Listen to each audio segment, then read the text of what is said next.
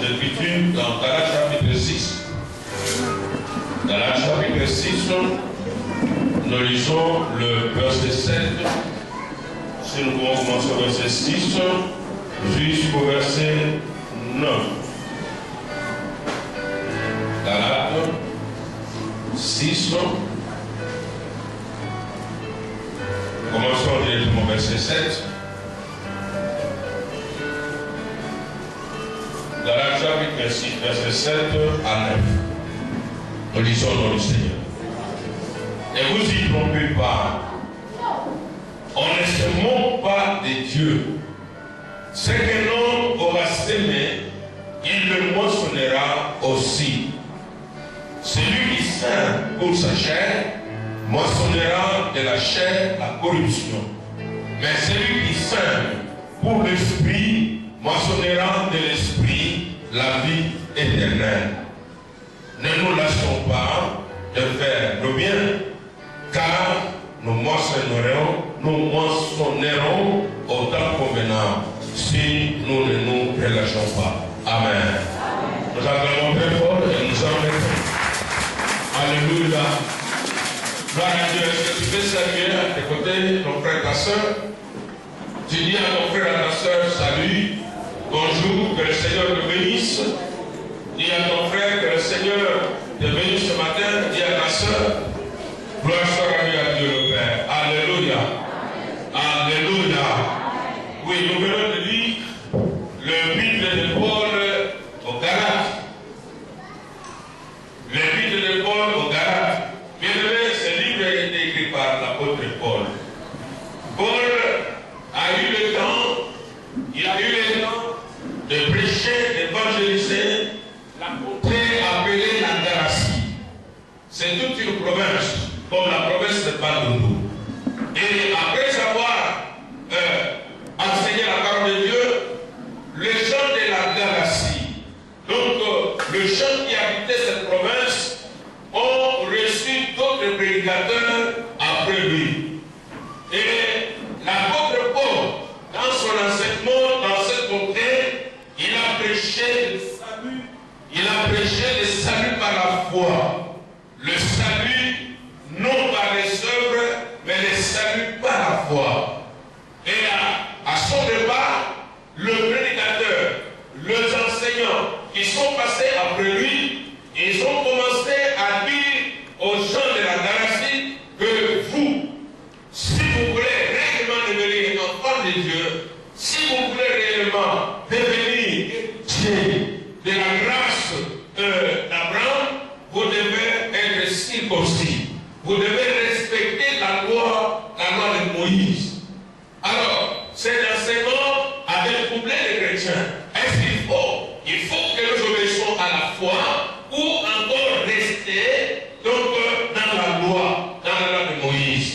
Dans la loi de Moïse, on demandait à tous ceux qui priaient, à tous les juifs, de se faire circoncis. Cela veut dire qu'il fallait une marque, il fallait être circoncis, ça veut dire qu'on coupe votre préjudice pour que vous deveniez membre de la famille d'Abraham. Parce que le Dieu était le Dieu d'Abraham. Alors, quand les gens de la Galatie ont entendu ce message, leur foi commençait à basculer. Alors, ils ne savaient quoi faire. C'est pourquoi l'apôtre Paul, après avoir entendu cela, il va écrire cet épître que nous appelons l'épître aux Galates. Là, il est en train d'exposer l'enseignement sur le salut par la foi et non par les œuvres. Alléluia. Nous sommes sauvés par la foi et non par les œuvres. Alléluia. Nous sommes sauvés par la foi et non par les œuvres. C'est la vie. Quiconque croit en Dieu, quiconque croit en Jésus, il est sauvé. Il devient enfant de Dieu, il devient héritier de Dieu et co-héritier de Christ. Il devient membre de la famille d'Abraham. Par sa foi, il devient fils d'Abraham. Alors, bien aimé, le chapitre que nous venons de lire, c'est le chapitre 6. C'est là où se trouve notre texte. Le chapitre 6 de l'épître aux Galates, c'est la conclusion du livre. Et dans cette partie, dans cette conclusion, l'apôtre Paul est en train de donner des conseils pratiques. Nous qui sommes sauvés par la foi, nous qui sommes devenus enfants de Dieu par la foi, nous qui sommes devenus membres ou fils d'Abraham par la foi, comment nous devons nous comporter, comment nous devons marcher, quelle doit être notre relation vis-à-vis de nous-mêmes, vis-à-vis de Dieu et vis-à-vis des enseignants ou des prédicateurs de l'évangile. Alléluia. Alors dans cette partie de l'épître, Paul donne des conseils. Il est en train d'exposer quelques conseils que chaque enfant de Dieu, que chaque chrétien est appelé à vivre, à mettre en pratique pour qu'il soit aussi béni, pour qu'il vive réellement la vie chrétienne. Alors, le texte dit ceci. Le texte, comme nous venons de le dire, le texte dit, ne vous y trompez pas. On ne se moque pas de Dieu. Ce que l'homme aura semé, il le moissonnera aussi. Celui qui sème pour sa chair, moissonnera de la chair la corruption, mais celui qui sème pour l'esprit, moissonnera de l'esprit la vie éternelle. Ne nous laissons pas de faire le bien, car nous moissonnerons au temps convenable si nous ne nous relâchons pas. Amen. La Bible dit dans ce texte qu'on ne se trompe pas de Dieu, on ne se moque pas de Dieu. Personne ne peut tromper Dieu. Parce que si nous disons que nous sommes devenus enfants de Dieu, fils d'Abraham, filles d'Abraham, donc nous devons savoir que tout ce qui se passe sous le soleil, Dieu le voit. On ne peut pas tromper Dieu. Bien aimé, lorsque vous dites que vous êtes enfant de Dieu, vous devez savoir que le Dieu des cieux, le Dieu à qui vous avez cru, le Dieu que vous dites que moi je suis devenu son fils ou sa fille, il vous connaît, il vous voit, il voit votre comportement, si vous êtes en train de mentir ou si vous êtes en train de dire la vérité. Alléluia. Vous êtes enfant de Dieu, réellement enfant de Dieu, ou vous êtes en train de tromper les gens. Mais Dieu, on ne les trompe jamais. Alléluia. Dieu, on ne les trompe pas. Alors, l'apôtre Paul dit, on ne trompe pas Dieu. On ne se moque pas de Dieu. Et il agit, parce que c'est là notre thème, c'est que l'homme aura semé, il le mentionnera. C'est là le thème de ce matin. C'est que l'homme aura semé, il le mentionnera. Le thème de ce matin, c'est que l'homme aura semé, il le moissonnera. Alléluia. Alléluia. C'est que l'homme aura semé, il le moissonnera. Puis retenez ce thème. Retenez cela. Quand vous quittez le lieu du culte, quand vous rentrez à la maison, on vous pose la question, qu'est-ce qu'on a enseigné ce matin? Dit seulement, on nous a enseigné que ce que l'homme aura semé, il le moissonnera. Alléluia. Ce que vous semez, vous allez moissonner.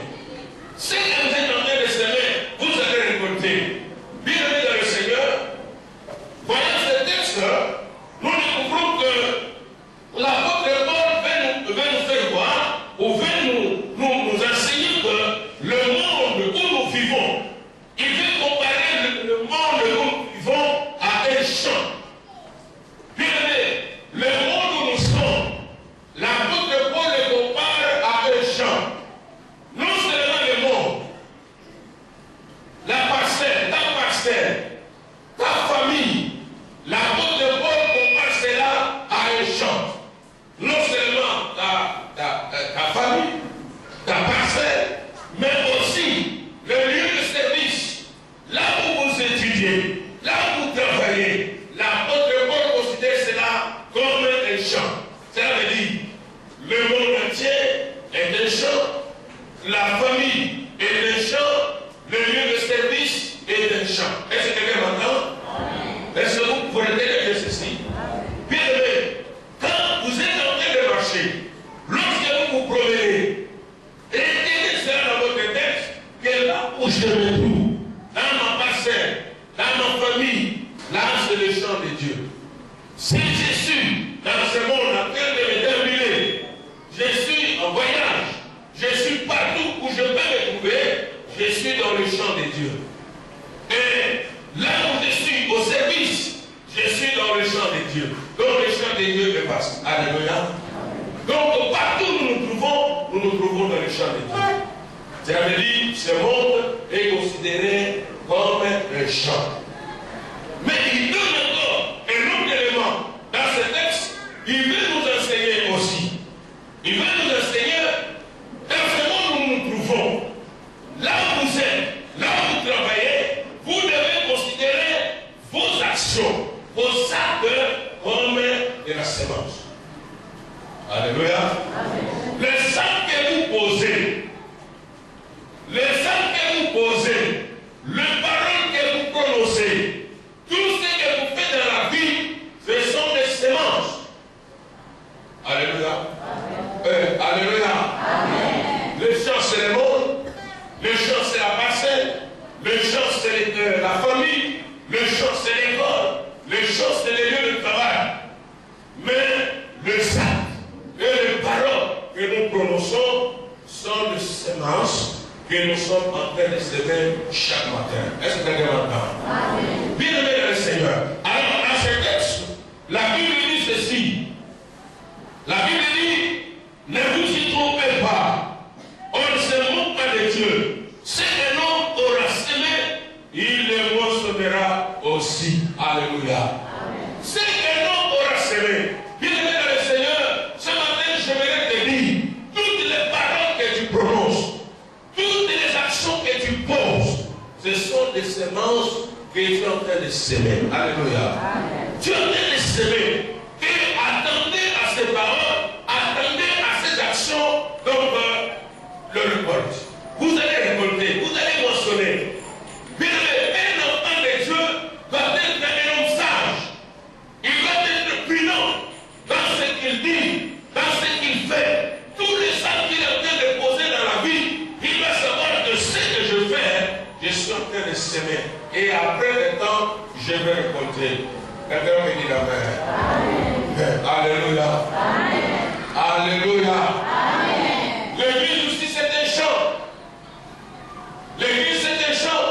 Tout ce que vous faites à l'église, vous êtes en train de semer.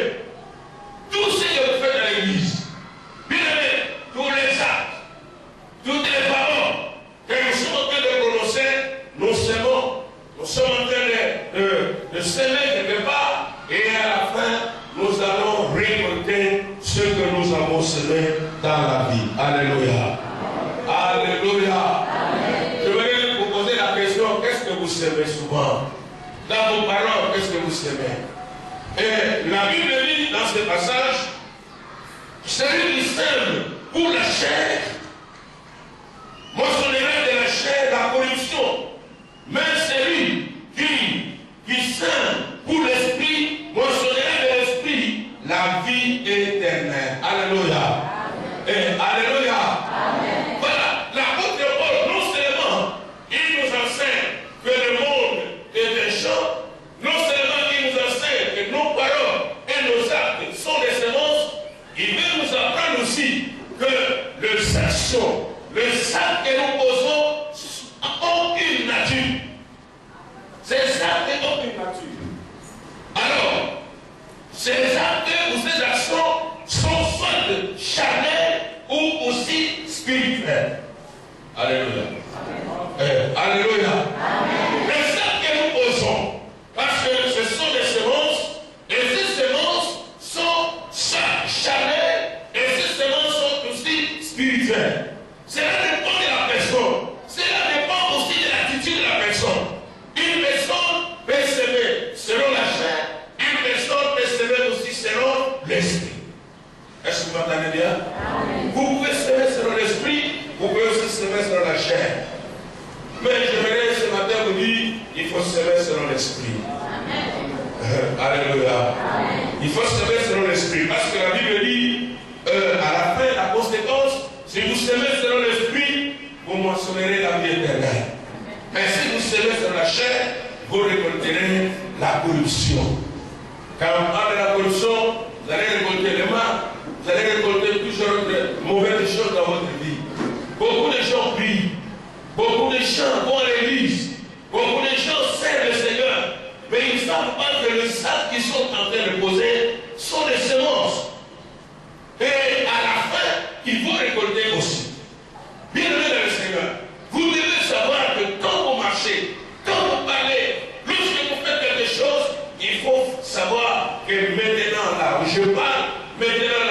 je suis en train de faire ceci, j'aurai une récompense après ce que je suis en train de dire, après ce que je suis en train de faire. Alléluia.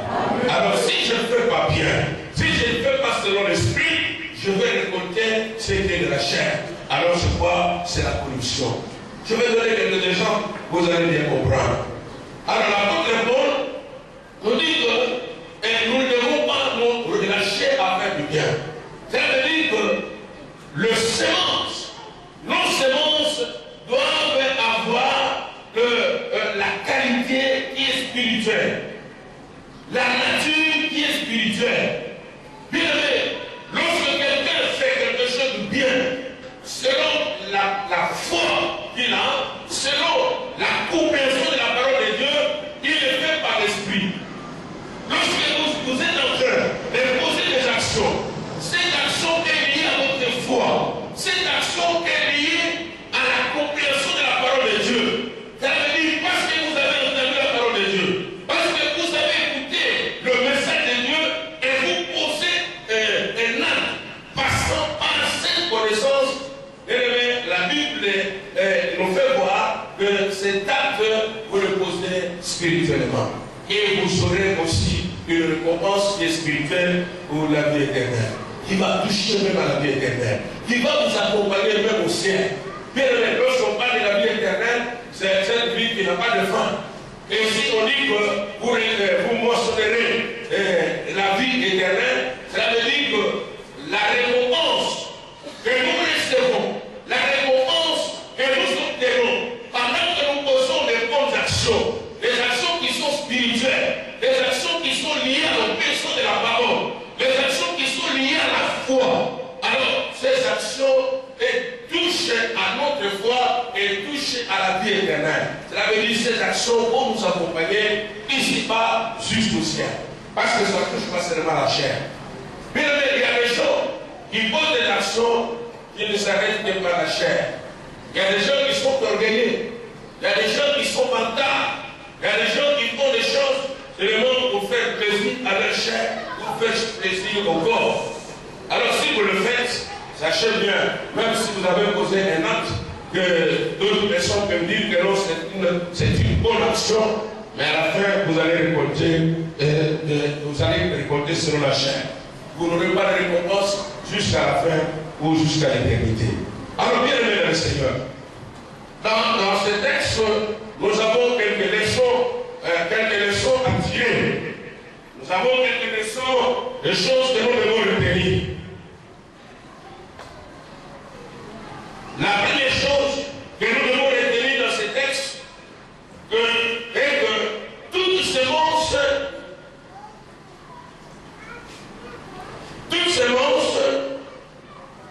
produit son espèce. Donc, la semence que vous semez, l'acte que vous posez, ça va produire son espèce. Ça veut dire, lorsque nous parlons du champ, lorsque nous parlons d'une ferme, dans nos fermes, nous semons, nous avons les semences, nous avons les arachides, nous avons les manguiers, nous avons toutes sortes d'arbres. N'attendez pas, vous qui avez planté un manguier, n'attendez pas que le manguier vous donne de sacoutier, donc de sable. Non. Donc, lorsque vous plantez le manguier, attendez aussi le fruit de mangue. Donc, chaque espèce donne son espèce. Bien aimé, lorsque nous avons la semence, nos semences ne sont pas spirituelles et que nos semences sont charnelles, nous allons aussi récolter ce qui est charnel. Je vais encore expliquer. Je vais expliquer quelqu'un. Parce que nous parlons des actions. C'est que l'homme saint qui va moissonner. Ça veut dire quoi? Dans la vie, lorsque vous vivez dans le mal que vous commettez, attendez-vous aussi à récolter le mal. Est-ce que quelqu'un m'entend? Si vous faites du bien, bien aimé le Seigneur, ne voit pas seulement comment les autres sont en train de prospérer. Il est allé chez le féticheur, il a fait donc le bafouillage,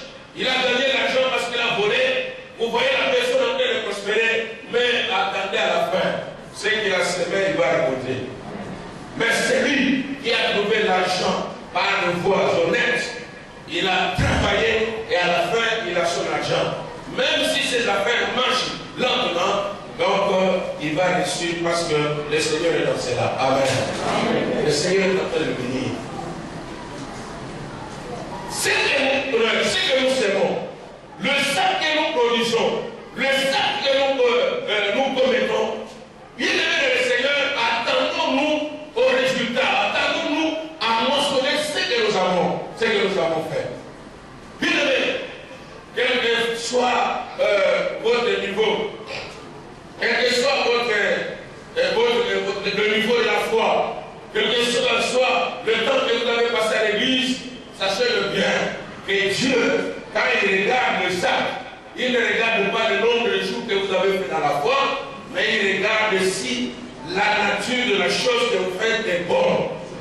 Si vous chantez, vous dansez, vous prêchez, mais avec de mauvaises intentions, avec le péché, sachez que vous allez semer selon la chair. Vous n'irez pas très loin. Le Seigneur sait un jour, il va vous mettre à l'écart parce que vous avez travaillé selon la chair.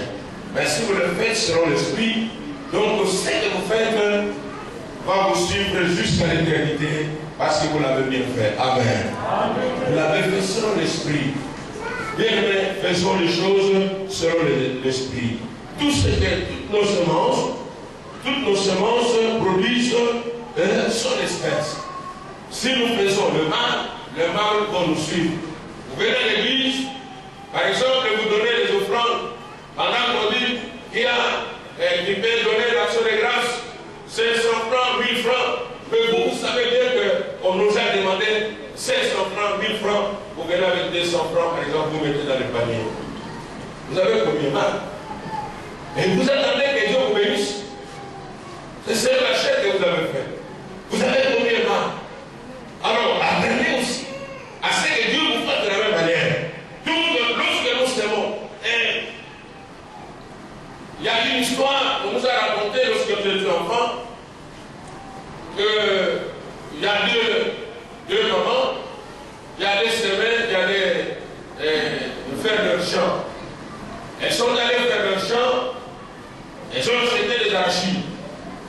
Alors, la première année, la première dame savait comment faire le champ et elle a récolté aussi donc, beaucoup de semences. Mais l'autre n'a pas bien récolté.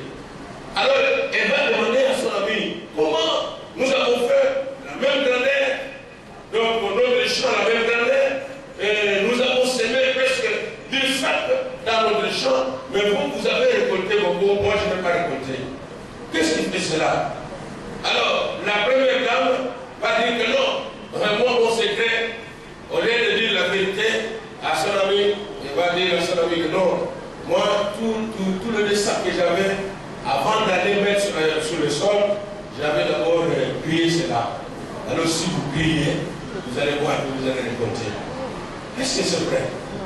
Et la dame a crié ses 2 sacs et ils sont allés semer.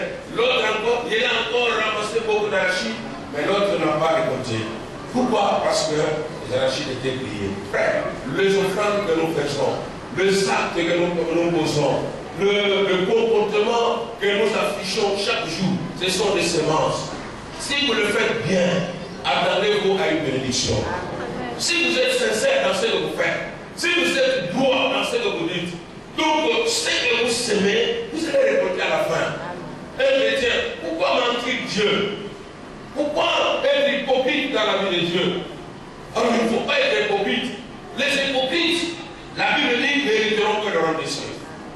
Le mensonge, les menteurs, le volet, les impies. Alors lorsque vous êtes dans la foi, marchez en esprit, faites toutes choses spirituellement.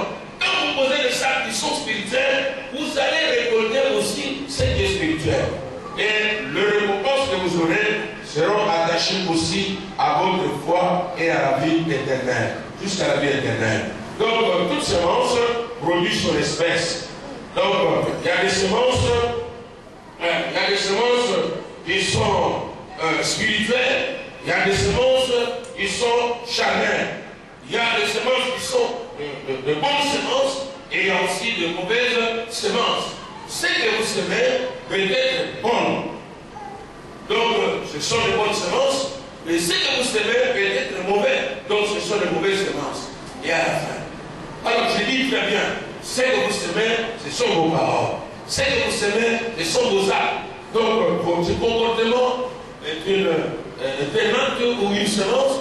Votre façon de faire, d'agir dans le monde, vis-à-vis de d'autres frères, vis-à-vis d'autres sœurs, votre façon de vivre dans l'église, votre façon de vivre avec votre pasteur, avec vos pasteurs, avec le serviteur de Dieu, vis-à-vis le monde de votre famille, ce sont des semences. Et ces semences auront des récompenses à la fin. Alors, nous devons savoir comment poser les actes, comment poser les actions qui vont nous amener à la bénédiction ou à recevoir ce qui est spirituel et qui doit être attaché à l'éternité. Alors, la première chose, nous avons dit que toute semence produit son espèce. La deuxième chose, la qualité de nos semences, ça veut dire bon ou mauvaise, c'est ce que nous allons aussi récolter.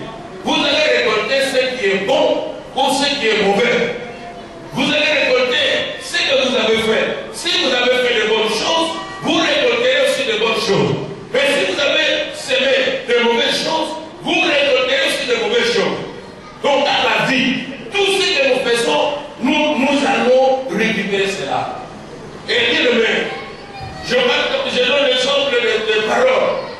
Bien aimé, lorsque vous avez l'habitude de critiquer, quand je parle de critiquer, les gars là, bien aimé, c'est lui qui a l'habitude de critiquer les autres. Il sera aussi critiqué. Est-ce que quelqu'un m'entend? Et si vous critiquez positivement, on va aussi vous critiquer positivement. Bien aimé, ce que nous faisons le mal aux autres, nous le recopions. Si dans ma vie, vous ne regardez que le mal, si dans votre vie, je ne vois que le mal, et que je commence à critiquer le mal de devant vous, je ne vois pas ce qui est bien en vous, et je ne parle pas de ce bien, que je continue à parler du mal que je vois en vous, sachez bien que je vais commettre le même erreur que je suis en train de voir en vous. Est-ce que vous comprenez cela? Frère, toute personne qui a le regard tourné vers le mal, il ne voit que le mal aux autres. Il n'entend que les mauvaises paroles aux autres. Sachez bien que vous allez récolter ce que vous avez toujours l'habitude là. Tout ce que vous avez toujours l'habitude là, vous allez récolter cela. Mais si vous voyez de bonnes choses, bien aimé, dans chaque être humain, il a de bonnes choses et il a aussi de mauvaises choses. Dans chaque groupe, il y a de bonnes choses, il y a de mauvaises choses. Mais le bon chrétien, il regarde ce qui est bon. Il récompense ce qui est bon. C'est ce qui va l'amener aussi à faire le bien. Alléluia. Alors si vous restez seulement critiquer, à dire de mauvaises choses sur les amis, frère, vous aussi, on va vous dire de mauvaises choses sur votre vie. Amen. Donc la qualité de ce que vous semez, vous allez le récolter. Amen. Amen. La qualité. Donc, si vous faites le bien, faites le bien, écoutez-moi bien, parce que je vais parler d'abord, premièrement, de la même espèce. La même espèce, deux personnes peuvent donner de l'argent, n'est-ce pas? Donc, ils ont donné la même espèce, l'autre a donné de l'argent, l'autre encore a donné de l'argent. Mais la façon dont ils vont récolter, ce n'est pas de la même manière. Parce qu'il y a quelqu'un qui a donné par envie, par l'esprit dont il veut se faire voir, il veut pour la clame. Alors, sa façon de donner, et l'autre a une bonne intention dans son cœur. Il n'a pas besoin d'être vu, il n'a pas besoin qu'on l'acclame, mais il pose une action. Donc, à la fin, ces deux personnes n'auront pas le même résultat. Ils n'auront pas le même résultat. Donc, c'est la qualité et l'espèce. Donc, faites la même chose. Écoutez, c'est pourquoi dans la vie, ne copiez pas les autres. Amen. Ne copiez pas, ne suivez pas les autres. Vous savez, si vous suivez un ami qui est voleur, vous suivez un ami qui est voleur, Lui, il va parfois passer là où vous avez volé en deux. On va pas l'arrêter, mais vous, on va vous arrêter. Parce que vous avez copié l'autre. Ne copie pas le mal. Amen. Faites tout selon votre cœur. Faites tout selon votre foi. Faites tout selon vos moyens. Faites tout selon votre éducation. Selon la foi que vous avez. Si vous avez la foi, vous avez la crainte de Dieu. Tout ce que vous faites, faites selon la crainte de Dieu qui est en vous. Mais ne faites pas parce que l'autre l'a fait, je vais le copier. Non. Ne copiez pas le mal. Ne suivez pas le mal que les autres font. Alors, ce que vous allez semer, vous allez récolter. Vous allez récolter à la fin. Donc, la qualité de ce que nous semons, c'est la même qualité que nous allons se moissonner. Amen. Frère, quelqu'un qui est spirituel, quelqu'un qui a la crainte de Dieu, quelqu'un qui est obéissant à la parole de Dieu, quelqu'un qui fait quelque chose avec du choix dans son cœur, il n'a pas d'arrière-pensée, il n'a pas de mauvaises pensées dans son cœur. Lorsqu'il pose un acte, lorsqu'il dit les choses, il les dit de tout son cœur, il va aussi moissonner de la même manière. Mais si vous êtes hypocrite, on croit, donc on croit voir en vous de bonnes actions que vous faites, mais intérieurement, ce que vous faites n'est pas spirituel, vous allez récolter aussi la même manière, la même nature de ce que vous avez semé dans la vie. Donc chaque semence a une qualité, chaque semence a une nature. Donc chaque semence aussi a son espèce. Alors, quelle est l'espèce de celle que vous posez? Le premier élément que vous devez savoir est que, donc, lorsque nous semons ce qui est spirituel, nous moissonnons aussi ce qui est spirituel. Alors, les gens se disent que lorsqu'on parle de spirituel, cela veut dire que nous entendons que le ciel. Non, nous n'entendons pas le ciel. Le spirituel que nous semons, nous le récoltons à partir d'ici. Mais cela nous accompagne jusqu'à l'éternité. Jusqu'à l'éternité. Mais il y a des gens, à cause de bonnes œuvres qu'ils ont faites, donc ils ont trouvé des grâces, et ces grâces les sont accompagnées jusqu'à la fin. Amen. Il y a des bénédictions que vous pouvez recevoir sur la terre. Il y a des bénédictions que vous pouvez trouver sur la terre. Cette bénédiction va aller jusqu'à la fin. Mais il y a des bénédictions que vous pouvez recevoir sur la terre, c'est pour quelques jours seulement et ça finit. Alors ce matin, je voudrais dire à quelqu'un, nous sommes dans ce monde, nous sommes tous, nous travaillons dans les champs de Dieu. Nous sommes en train de s'aimer. Nos actes sont des semences. Nos paroles sont des semences. Avant de dire quoi que ce soit, il faut dire cette parole avec foi. Vous savez, il y a des gens qui ne peuvent pas vivre la puissance de Dieu dans leur vie à cause seulement de leurs paroles. Vous ne pouvez pas vivre la guérison de Dieu à cause de vos paroles. Si vous croyez, vous avez des paroles de foi. Frère, une dame, une maman qui dit à son enfant que non, toi, je sais bien que tu ne chanteras plus. Frère, c'est que vous savez, vous allez récolter. Est-ce que quelqu'un m'entend? Vous avez dit à votre enfant, toi, tu ne prospéreras plus. Hein? Tu n'avanceras plus dans la vie. Tu ne vivras plus. Donc, les paroles que vous avez prononcées, donc, ont en elles le pouvoir. Quand vous prenez le grain d'arachide, vous trouverez la vie et la puissance. La puissance ou le germe. Quelque chose de caché dans cet arachide. Et si vous détruisez ce qu'il y a à l'intérieur, alors vous pouvez semer le grain et cela ne vous donnera rien. C'est comme ça avec ce que nous avons. Chacun de nous a une grâce. En nous, il y a de bonnes choses. Mais les paroles que vous prononcez, les actes que vous posez, détruisent ce qui est caché. Chacun de nous a été créé à l'image de Dieu. Il y a l'image de Dieu. Quand nous parlons de l'image de Dieu, c'est le mal la souffrance. C'est le mal le malheur. C'est le mal tout ce que nous vivons du jour au jour. Mais le bonheur, la vie, la paix, la santé, ce sont des semences que Dieu a déjà mis en nous. Mais c'est le péché qui est venu faire entrer en nous tout ce que nous vivons à l'extérieur. Mais il faut savoir, quand vous posez des actions, quand vous êtes en train de dire quelque chose, dites de façon que cela puisse apporter la vie et cela puisse vous amener à réussir à trouver ce qui est bon, à mentionner ce qui a de la qualité et ce qui est bon devant vous et devant Dieu. Ne dites pas ce que vous sentez que ce n'est pas bon. Ne faites pas ce que vous sentez, vous savez que ce n'est pas bon. Si vous faites des choses comme ça, sachez bien que votre fin, vous allez récolter, si ce n'est pas aujourd'hui, demain ou le lendemain, une année ou plusieurs années, vous allez récolter ce que vous avez semé. Amen. Donc, celui qui sème selon la chair, moissonnera selon la chair, et celui qui sème selon l'esprit, moissonnera selon l'esprit. Dans la vie, je vais terminer, dans la vie actuelle, dans la vie de chaque jour, frère, je parle de la sémence. La sémence, ce sont les arbres. Les semences, ce sont les paroles.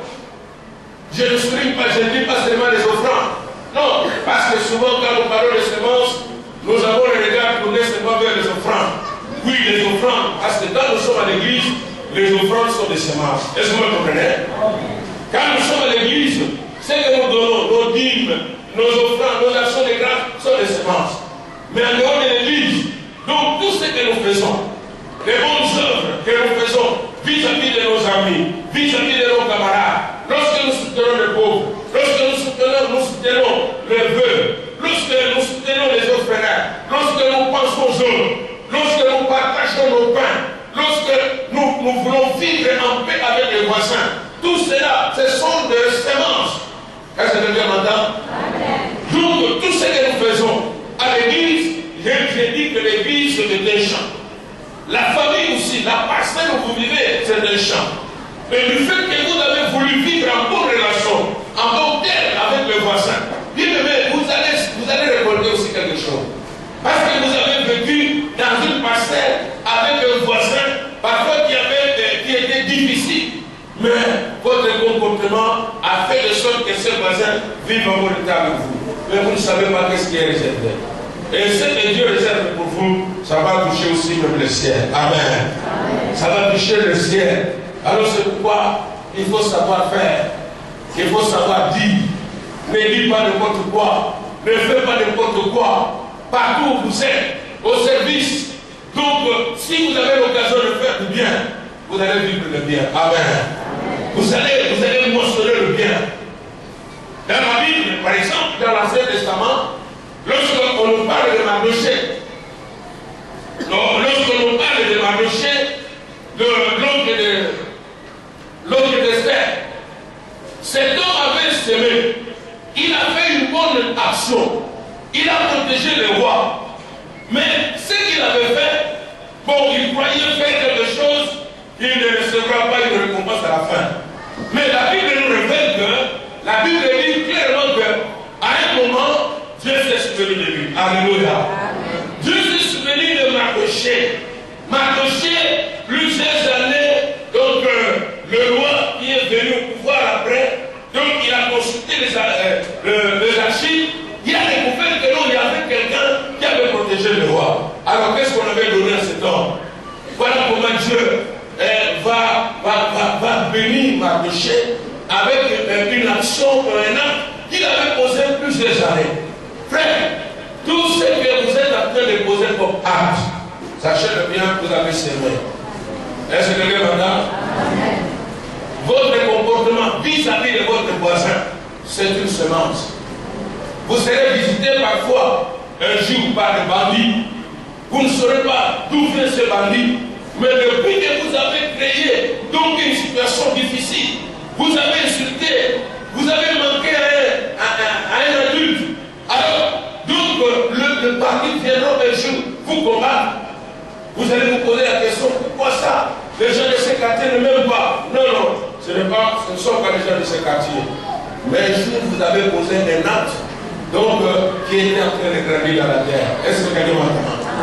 Vous avez semé quelque chose et la chose était en train de grandir. Et le jour que ça va sortir, vous allez vivre ce que vous avez semé. Alléluia. Est-ce que vous comprenez ce que je dis? Frère, là où vous vivez dans votre pasteur, là où vous restez à l'école, ne suivez pas les mauvais amis, ne suivez pas les mauvais camarades, qui parfois insultent le maître, le professeur, qui disent de mauvaises choses sur le corps, sur le service. Soyez enfants de Dieu partout où vous êtes. Posez de votre action, vous verrez que le Seigneur va vous bénir. Un jour, vous serez récompensé de ce que vous avez fait. Donc, ce que l'homme aura semé, il le recevra. Amen. Donc, Mardochée ne savait pas quel jour il serait récompensé. Ce qu'il avait semé, il a récolté. Dans le Nouveau Testament, donc, je vais lire seulement un passage, mais il y a David que nous connaissons. Frère, quand David a donné, soutenez le peuple, quand David a donné, elle ne s'y attendait pas qu'un jour elle sera ressuscitée, n'est-ce pas? Est-ce que David a croyé qu'un jour elle sera ressuscitée? Non, elle a seulement semé, parce qu'elle avait la foi. Donc, celui qui sème selon l'esprit, considérera selon l'esprit. Et celui qui sème selon la chair, considérera aussi selon la chair. Donc, la chair est liée au mal, l'esprit est lié au bien. Mais David a fait de bonnes choses. Apprends à faire de bonnes choses. Apprends à poser de bonnes actions. Dans les quartiers, à l'église, au service, à l'école, partout où vous passez. Si on vous donne une petite responsabilité, donc apprenez à faire du bien. Donc pensez à de bonnes choses. Si vous arrivez quelque part et que vous êtes en train de faire de bonnes choses, donc c'est là que les œuvres que vous faites vont vous accompagner un jour. Mais si vous faites de mauvaises choses, non, je suis encore jeune, je veux vivre comme je veux. Frère, le sac que vous posez, il y a des gens qui sont malades aujourd'hui. Il y a des gens qui ne peuvent plus mettre au monde aujourd'hui. Est-ce que vous m'entendez? Est-ce que vous m'entendez bien? Il y a des gens qui ne peuvent plus mettre au monde. Il y a des gens qui ne peuvent plus gagner la vie parce que un jour, il a semé quelque chose de mauvais. Et il a voulu vivre avec un garçon, donc sans le consentement des parents. Il vit avec un garçon et ce garçon était malade et il l'a contaminé. Alors voilà, vous savez aujourd'hui, beaucoup de gens vivent avec le sida, n'est-ce pas? Le sida, on a plus peur du sida. Il y a le sida qui se marie. Mais vous êtes condamné à vivre avec le sida toute votre vie. Est-ce que quelqu'un m'entend? Vous êtes vivant avec la maladie. Alors, vous risquez aussi de contaminer tous les enfants. S'il y a une erreur, alors les enfants. Alors les sédatiques, ils sont là, mais on est en train de les suivre. Donc on suit leur vie. Il peut se marier, elle peut se marier, mais il faut qu'on la suive. Mais il est, l'enfant est atteint. Voilà ce que vous avez semé. Vous avez semé le mal, vous avez semé sur la chair, vous allez récolter aussi sur la chair. Mais un chrétien, dans ce chapitre, au chapitre 5 de Galates, la Bible parle de l'esprit. Donc, comment? Les œuvres de l'esprit ou encore les œuvres de l'esprit. Alors, un enfant de Dieu, c'est un homme patient, un homme qui craint Dieu, un enfant de Dieu qui réfléchit de manière donc à obéir à la parole de Dieu. Mais lorsque vous n'obéissez pas à la parole de Dieu, vous agissez comme le monde. Vous êtes en train de s'aimer. Vous êtes en train de s'aimer. Mardochée a été béni à cause de Jacques qui l'a posé. Il y a David qui est ressuscité à cause de Jacques qu'elle a posé. Et il y a un centenier. Là, je veux que nous lisions. Nous sommes dans, je vais terminer là-bas. Nous sommes dans l'évangile selon Luc.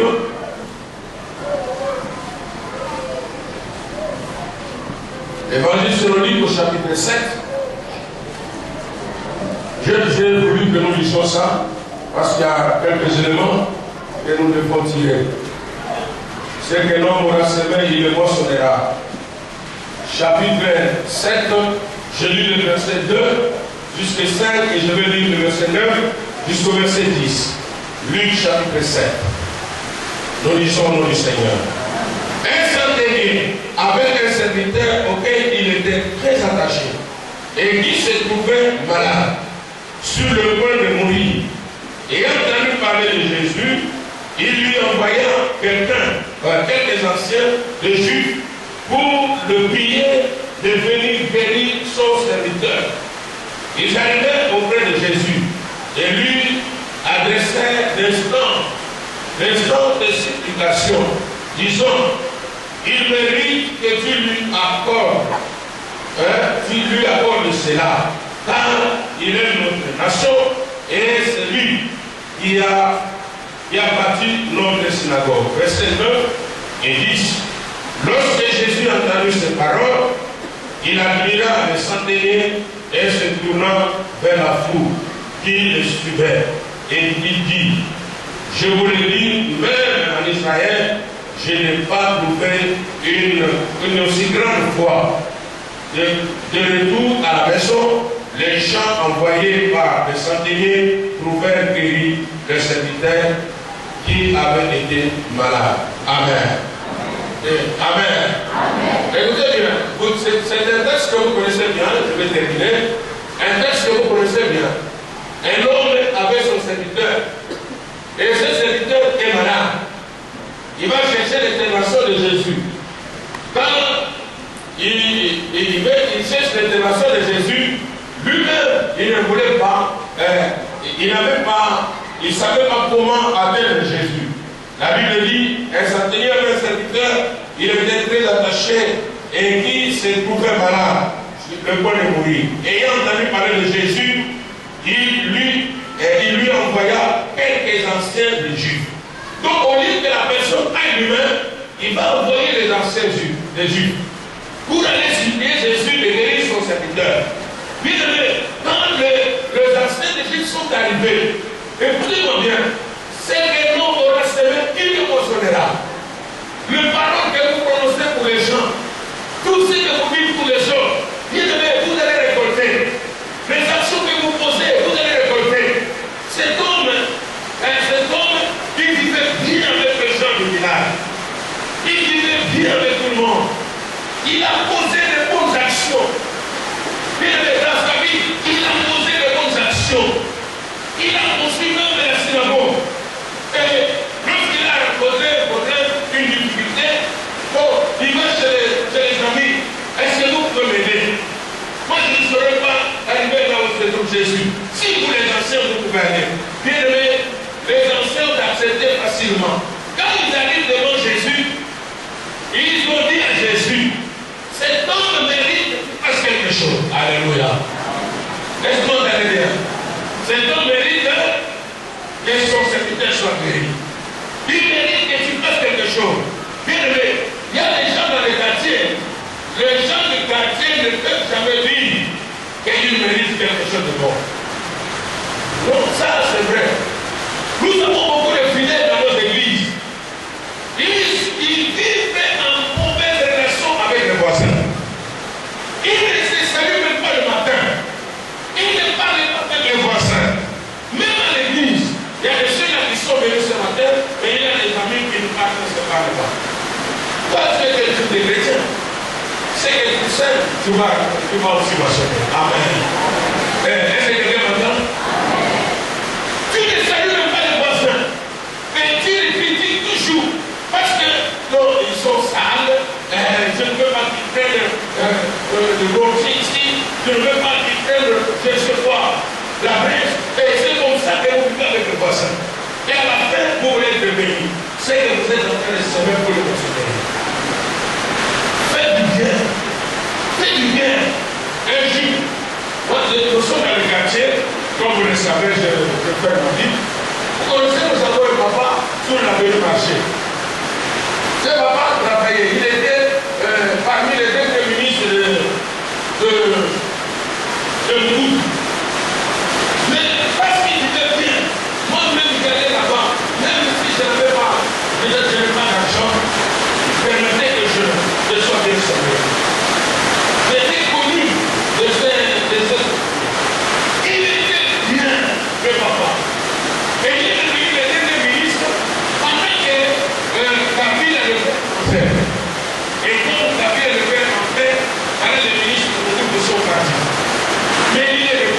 quartiers. Il est revenu dans les quartiers, il continue à faire son travail. On le voyait toujours avec sa machine, donc son boulet, en train de faire le foufou. Et quand les militaires de Kabila sont arrivés chez lui à la maison, ce sont les enfants du quartier. Ce sont ces mêmes gens qui orientaient les militaires vers le mouvement-ci. Les enfants de frère du quartier.